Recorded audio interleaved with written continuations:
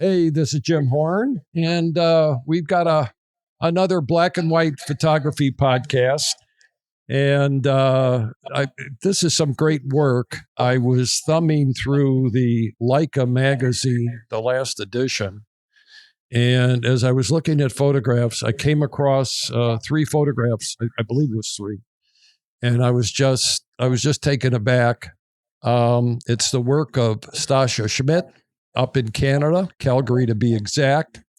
And as I looked at the work, I said, God, I got to see if I can get her on the podcast because I think a lot of people are going to be interested in her work and what she's doing and so forth. So, Stasia, how are you, young lady?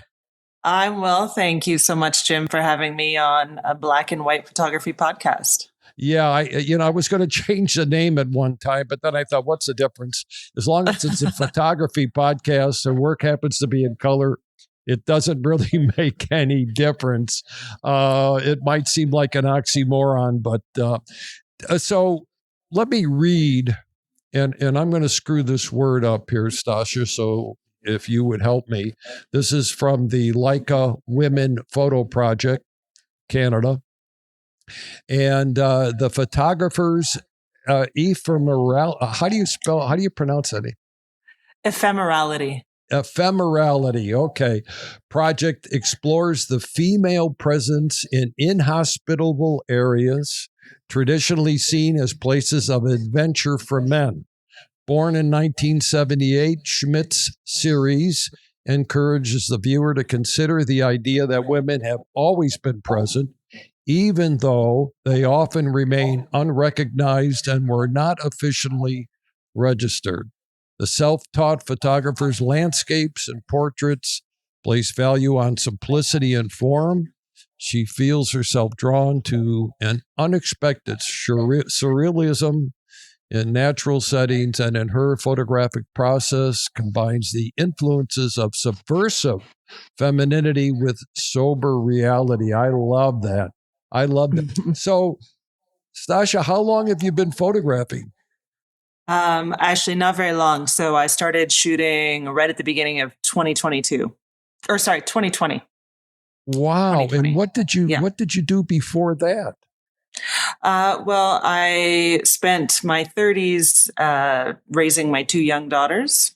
Okay. And so I was home with them. And then when I turned 40, I decided, 40, my early 40s, I decided that I wanted to take photography a little more serious than just taking occasional photos of my children. So that's what I started doing. Now, did you have an art background at all? Well, I was a makeup artist before I started having children. Okay. So, but as far as a formal art education, no. But really, makeup artistry is sort of artistry. I mean, I watch the Academy Awards and so forth, and I watch what these people do, and it's phenomenal work. It's really artwork. So when you decided to take up photography again, how did you come about this project? What was the thought process? Yeah, so I simply because of where I live, I was often shooting out in the mountains with friends. And I had an opportunity to join some photographers on a trip to Mongolia. And I knew that in going to Mongolia, I really wanted to try and showcase, or rather not showcase, but capture a series or something that spoke to me within the landscape. There are so many excellent landscape photographers out there, and I knew I wasn't really drawn in that direction so much. And so I just really worked to create my own series there. And before I went, I had the idea of inserting a shape into the landscape to emphasize the lines and the forms. And then that shape, when I was working through how to create that shape, I realized it would be a lot easier if I were to use my own self to create the shape.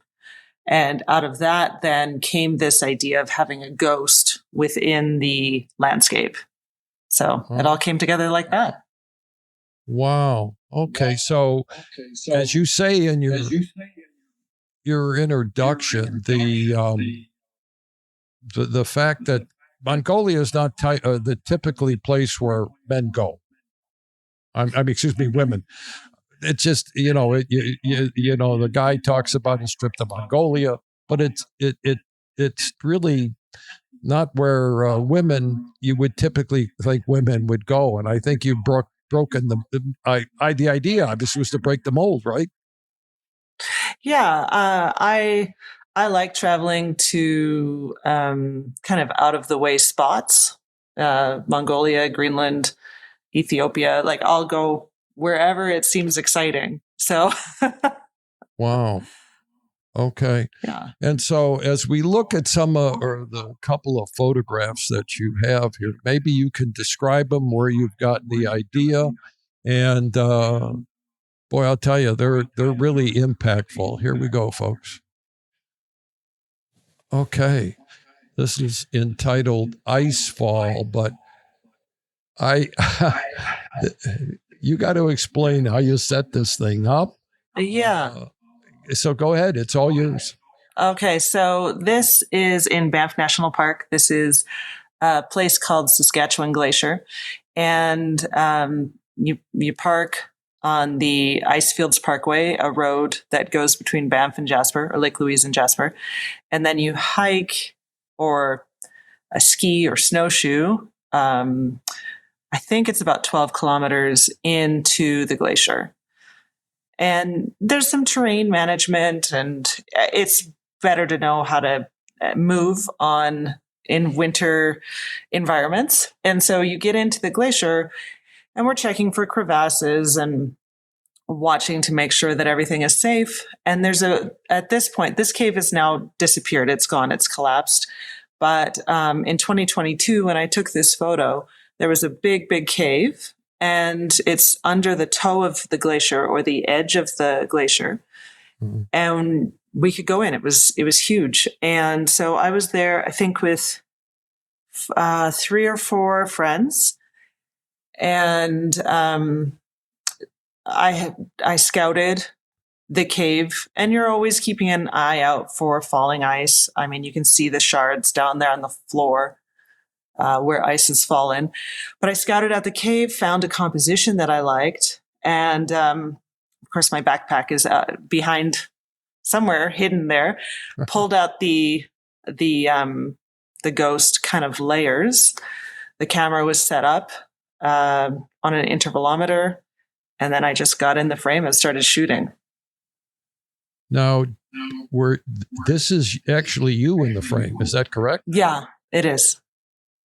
Wow. I mean, there's so much symbolism here.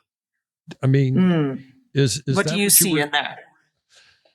I see women coming out of the dark, or a woman, because I know it's your series, coming out of the darkness into the light. That's what I see. Yeah. I see it as almost a revelation. It's just like it's a happening. Is that what you wanted to I love achieve? That. Well, I mean, I think whenever a viewer is looking at art, it's always open to however a person interprets it. I'm really influenced by science fiction and fantasy, and you're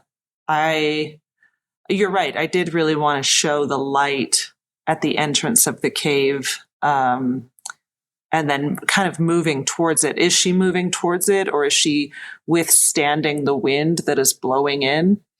I'm not really sure. Yeah. Well, there's certainly symbolically, there would certainly be wind in her face, moving forward into the light. Mm-hmm. There's no doubt about that. And it's ideally captured. Have you shown this at any other exhibits at all in this particular photograph or series of photographs?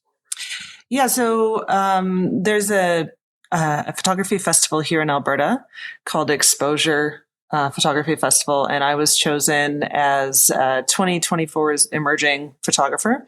And so this this series, Ephemerality,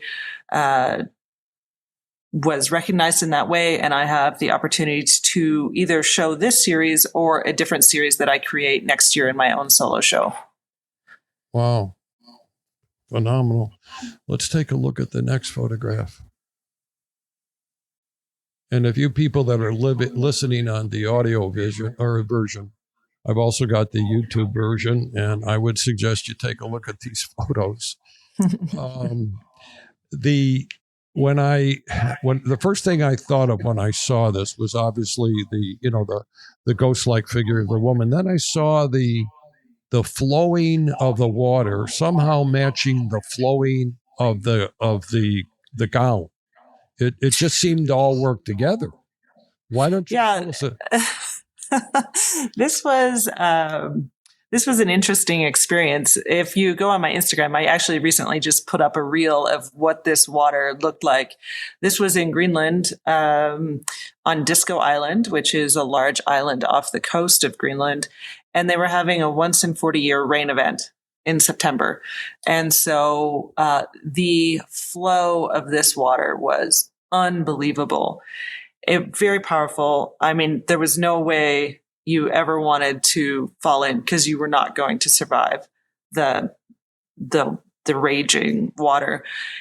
And so I kind of got myself down to this ledge. I set my tripod up above. Now it's torrentially pouring. Oh. I had my tripod set kind of up on another ledge. And a friend was there to make sure it didn't fall into the river.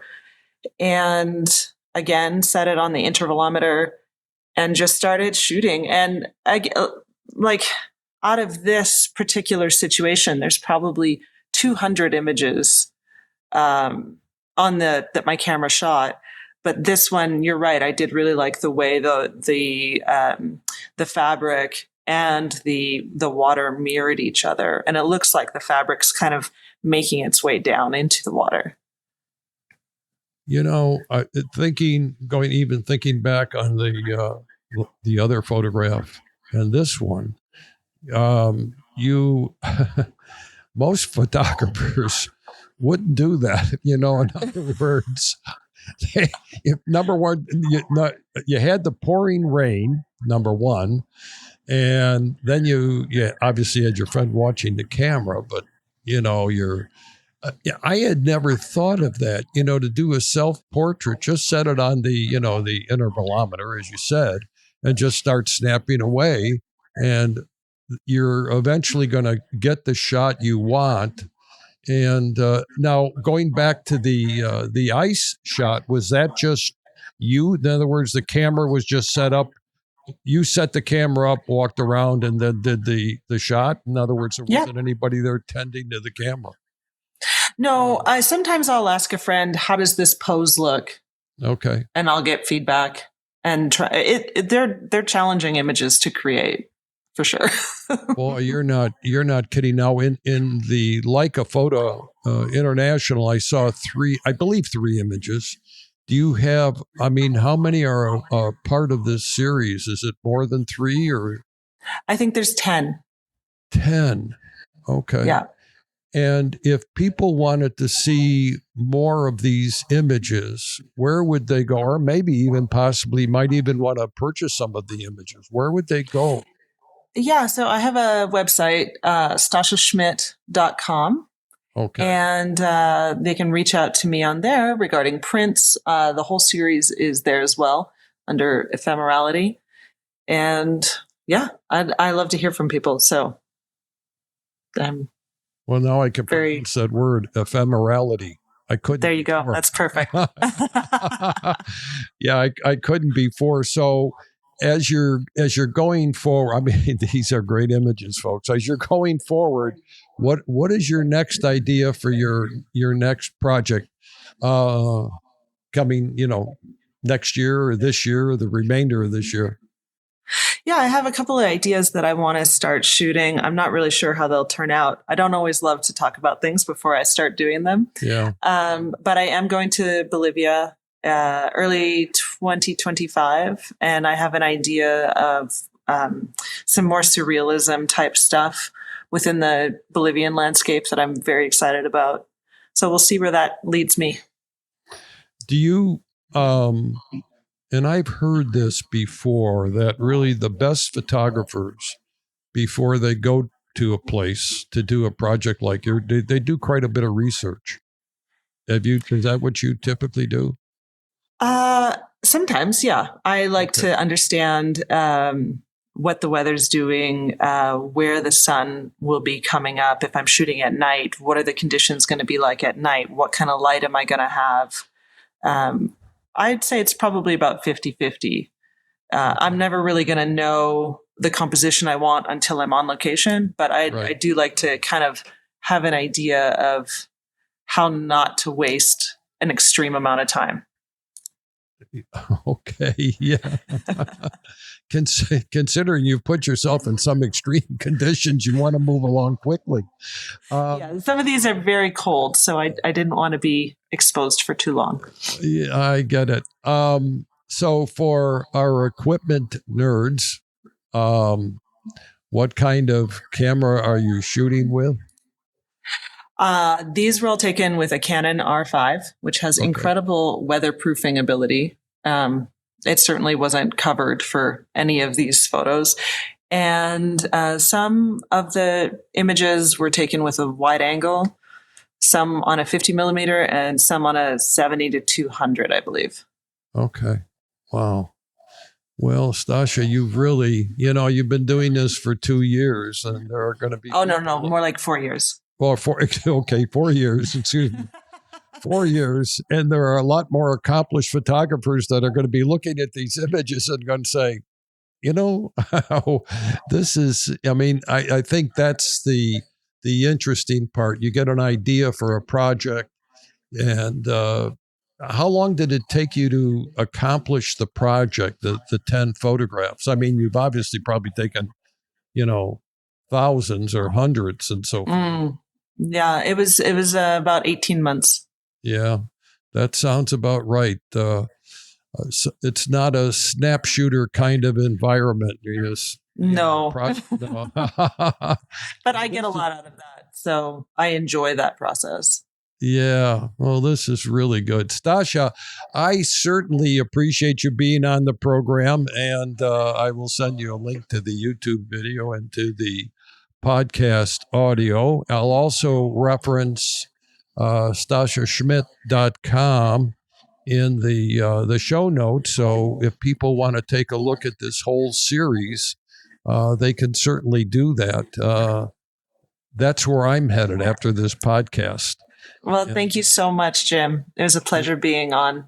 Well, yes, and I appreciate you coming on. It's difficult these days when somebody reaches out by email, but I do appreciate you coming on, and I certainly wish you a lot of success, and I'm certain that you'll be back on the show again with some other kind of or with another project certainly as good as this one. Oh, this is phenomenal. Something that you'll be showing around Canada and more probably internationally. Well, thank you so much, Jim. Okay. Well, listen, you take care, Stasia, and have a great day. And I hope it warms up there in Calgary. Thank you. You as well.